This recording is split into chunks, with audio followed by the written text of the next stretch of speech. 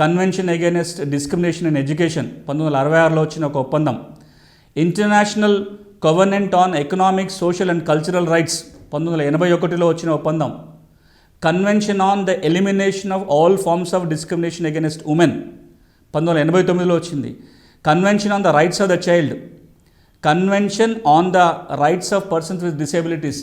ఈ అన్ని అంతర్జాతీయ ఒప్పందాలలో కూడా ఉచిత నిర్బంధ విద్య అందించాలి, ఆ బాధ్యత ప్రభుత్వాల మీద ఉంది అంటూ చెప్తూ వచ్చాయి. 1948 నుంచి మొదలు పెడితే నిన్న మొన్నటి వరకు ప్రపంచ దేశాలు చేసుకున్న ఒప్పందాలలో ఈ విద్యా హక్కు గురించిన ప్రస్తావన ఉంది.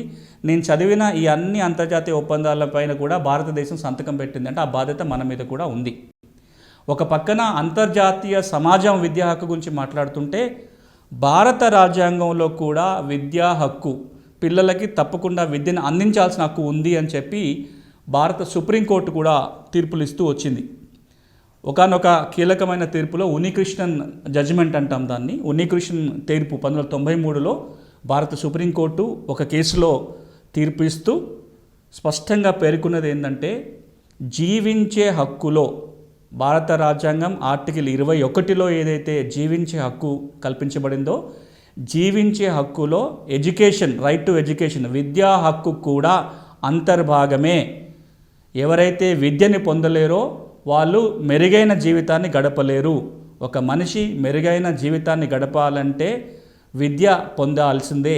అలా కల్పించాల్సిన బాధ్యత ప్రభుత్వాల మీద ఉంది. Right to education is a fundamental right అని తీర్పు ఇవ్వటం జరిగింది. ఆ తీర్పు వచ్చిన తర్వాత రాజ్యాంగ సవరణ తీసుకురావటం జరిగింది భారత ప్రభుత్వం.